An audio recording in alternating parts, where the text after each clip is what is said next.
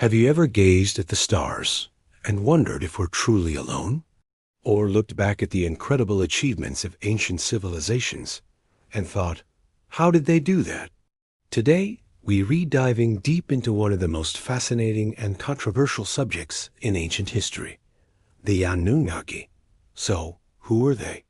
The name Anunnaki originates from ancient Mesopotamian texts, specifically from the Sumerians, one of the earliest known civilizations. In their cuneiform writings, which are over 5,000 years old, the Anunnaki are described as a group of powerful deities who came down from the heavens. The name itself is often translated as those who from heaven to earth came, or princely offspring. These weren't just minor spirits. The Sumerian pantheon was filled with these figures. Deities like Enlil, the god of air and storms, and Enki, the god of water and wisdom, were central to their beliefs. They were seen as the creators of humanity, the givers of civilization, and the ultimate judges of humankind. Ancient Mesopotamian poems, like the famous epic of Gilgamesh, are filled with their stories, their conflicts, and their interactions with mortals. They were portrayed as beings of immense power, knowledge, and sometimes even human-like flaws like jealousy and anger.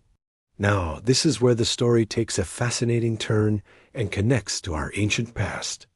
Some modern theories, most famously proposed by author Zecharia Sitchin, interpret these ancient texts in a very different way. Sitchin's ancient astronaut theory suggests the Anunnaki weren't mythical gods at all, but rather extraterrestrial beings from a supposed planet in our solar system called Nibiru. According to this interpretation, these advanced beings came to Earth hundreds of thousands of years ago. Why? To mine for gold. The story goes that their own planet's atmosphere was failing, and they needed gold to repair it. The work was too difficult for them, so they decided to engineer a worker race. By combining their own genetic material with that of early hominids on Earth, they created Homo sapiens us. This theory attempts to explain some of the biggest mysteries of the ancient world. How did the Sumerians suddenly appear with advanced knowledge of astronomy, mathematics, and agriculture? How were megalithic structures like the pyramids or Stonehenge built with such precision? Proponents of this idea suggest it was the Anunnaki who taught humanity, jump-starting our civilization and guiding our development from the shadows. They see evidence in ancient art depicting figures in what look like strange helmets or suits, and in a global pattern of myths about sky gods bringing knowledge to early humans. Of course, it's crucial to state that these ideas are not accepted by mainstream historians and archaeologists. Scientists argue that the development of human civilization can be explained through evolution, innovation, and cultural exchange without the need for alien intervention. They see the Anunnaki stories as rich, complex mythology, humanity's early attempts to explain the world around them, not a literal historical record of alien contact. They interpret the sky gods as personifications of natural forces, like the sun, moon, and storms. So, what do you think?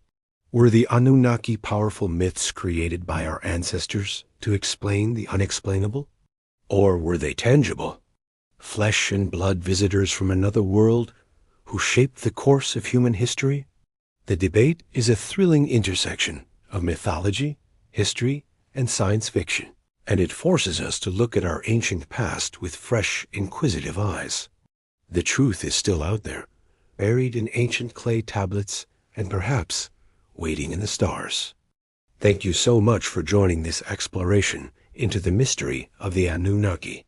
If you enjoyed this journey into the ancient world, please hit that like button, subscribe to the channel, and ring the bell so you don't miss our next deep dive. See you next time.